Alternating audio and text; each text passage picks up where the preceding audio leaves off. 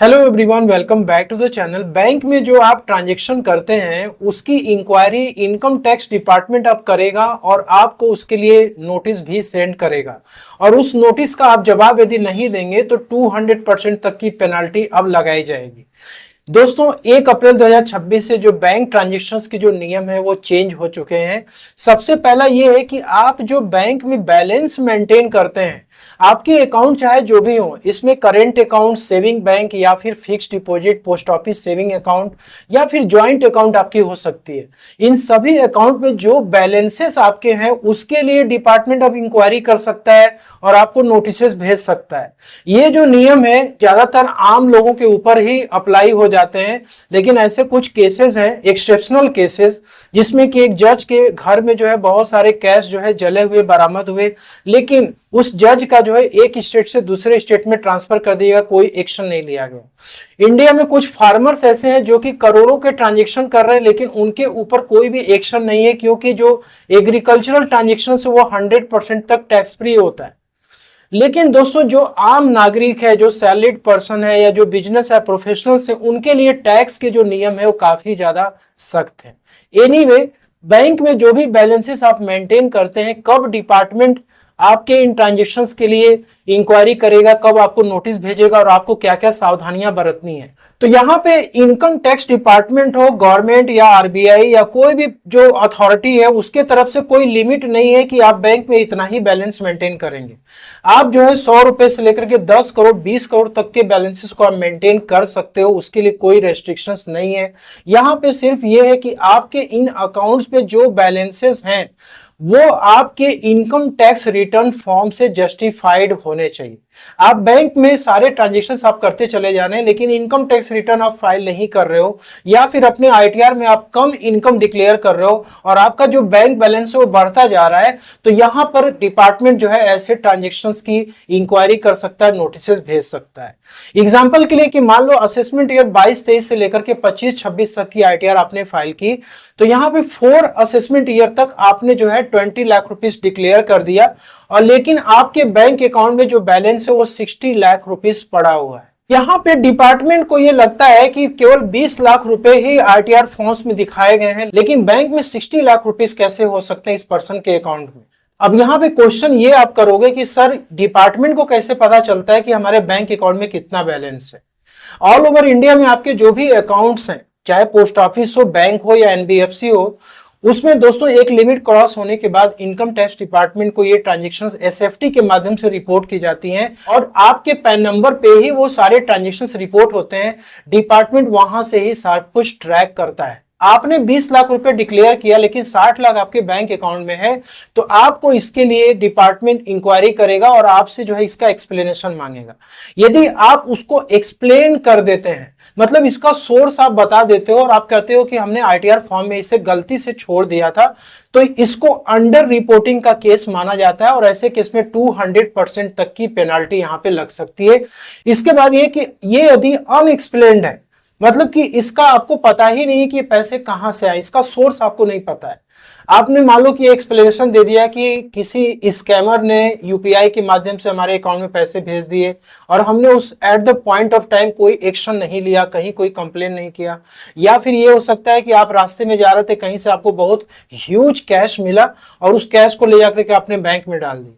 ये जो है अनएक्सप्लेन्ड की कैटेगरी में आता है, मतलब आप प्रॉपर उसका सोर्स या एक्सप्लेनेशन नहीं दे पाते हैं, तो ऐसे केस में 84% तक की टैक्स और पेनाल्टी डिपार्टमेंट यहाँ पे लगा सकता है। अभी देखिए, असेसमेंट ईयर 26 और 27 के जो आईटीआर फॉर्म्स रिलीज किए गए हैं, स्पेशली आईटीआर 4 जो लोग फाइल करते थे, उसमें बैलेंस शीट में जो बैंक का सेक्शन होता था वो मैंडेटरी नहीं होता था, आपको वहां पे बैलेंस रिपोर्ट करने की जरूरत नहीं होती थी। लेकिन असेसमेंट ईयर 26-27 से कंपलसरी कर दिया गया है कि आपके ऑल ओवर इंडिया में जितने भी बैंक अकाउंट्स हैं उसका बैलेंस आपको उसमें शो करना कंपलसरी है। अब इनकम टैक्स रिटर्न में आपको अपने बैंक की भी सारी डिटेल्स देनी है, जितने भी अकाउंट्स आपने ऑल ओवर इंडिया मेंटेन किए हैं सभी का आपको IFSC code, account number add करना कंपलसरी हो गया है। मान लो कि आपके 5 अकाउंट्स हैं या 10 अकाउंट्स हैं, आपने उसमें से सिर्फ 3 अकाउंट ही रिपोर्ट किया, बाकी आपने छोड़ दिया, किसी कंसल्टेंट की मदद आपने ली और आपने उसे छुपा दिया, तो ऐसे केस में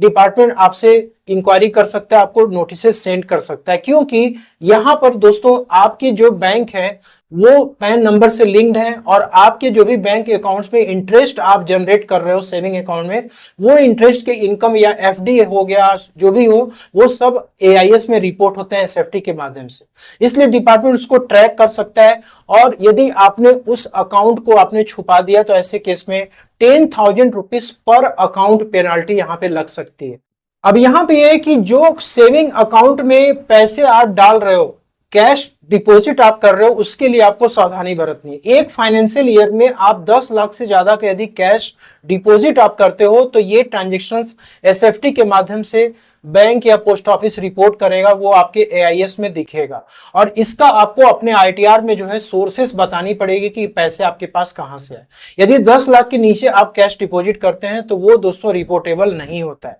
और ये जो 10 लाख की लिमिट है पर बैंक पर फाइनेंशियल ईयर है। यहां पर यह है कि यदि जिन लोगों के पास पैन कार्ड नहीं है, अब उनके लिए भी नियम सख्त हो गए कि यदि आप 5 लाख से ज्यादा का कैश डिपॉजिट करते हैं तो यहां पे इनकम टैक्स डिपार्टमेंट जो नोटिस आपको सेंड करेगा वो आधार कार्ड के बेसिस पे करेगा। अभी इंडिया में जो अकाउंट ओपन हो रहे हैं विदाउट आधार कार्ड आप ओपन नहीं कर सकते, तो आधार कार्ड में जो भी आपके एड्रेस हैं, आपके होम एड्रेस पे जो है इनकम टैक्स डिपार्टमेंट की नोटिस आपको रिसीव होगी और आपको उसका एक्सप्लेनेशन देना पड़े। तो यहां पे यह है कि आप इन लिमिट को ध्यान में रखें और कैश विड्रॉल की जो लिमिट है वो चेंज हो चुकी है। अब 1 करोड़ रुपए के ऊपर जब आप कैश विड्रॉ करेंगे तो ऐसे केस में 2% का टीडीएस डिडक्ट होगा और आपके पैन नंबर पे डिपॉजिट होगा। नेक्स्ट यहां पे ये है कि करंट अकाउंट में आप 50 लाख रुपीस से ज्यादा का यदि कैश डिपॉजिट या कैश विड्रॉल करते हैं तो ये ट्रांजैक्शंस भी रिपोर्टेबल हो जाती हैं एसएफटी के माध्यम से। फिक्स डिपॉजिट का रूल ये कहता है कि आप एक फाइनेंशियल ईयर में 10 लाख से ज्यादा के यदि आप एफडी करते हैं पर बैंक या पोस्ट ऑफिस तो ये ट्रांजैक्शन भी आपके रिपोर्टेबल होते हैं। यहां पे क्रेडिट कार्ड की बात करें तो 1 लाख से ज्यादा का आपने कैश में पेमेंट किया हुआ है बिल का, या फिर आपने 10 लाख से ज्यादा का एक फाइनेंशियल ईयर में आपने स्पेंडिंग की हुई है, मतलब जगह जगह आपने ऑनलाइन प्लेटफॉर्म पे शॉपिंग की हुई है, क्रेडिट कार्ड से आपने कोई पेमेंट किया हुआ है या फिर आपने डिजिटल मोड में क्रेडिट कार्ड के बिल का पेमेंट किया हुआ है, ये सब कुछ टोटल यदि आपका 10 लाख से ज्यादा जाता है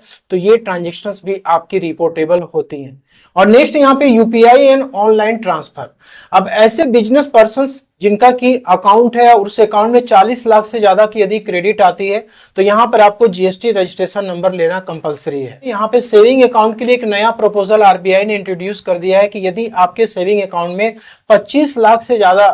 आपकी क्रेडिट आती है यूपीआई के माध्यम से तो ये जो अमाउंट है ये होल्ड पे रख दिया जाएगा, मतलब उसको बैंक जो है फ्रीज कर देगा और आपसे वेरिफिकेशन मांगा जाएगा, 30 दिन का टाइम आपको दिया जाएगा। इसकी कोई एक्सप्लेनेशन या वेरिफिकेशन आप नहीं करवाते हैं, आप नहीं जाते हैं टाइम लिमिट के अंदर, तो उस केस में ये बैंक इस अमाउंट को जो एक्सेस अमाउंट है उसको फ्रीज कर देगा। आप ना तो उसको विड्रॉ कर सकते हो, ट्रांसफर कर सकते हो, आप कोई लेन देन उस अमाउंट का नहीं कर पाओगे।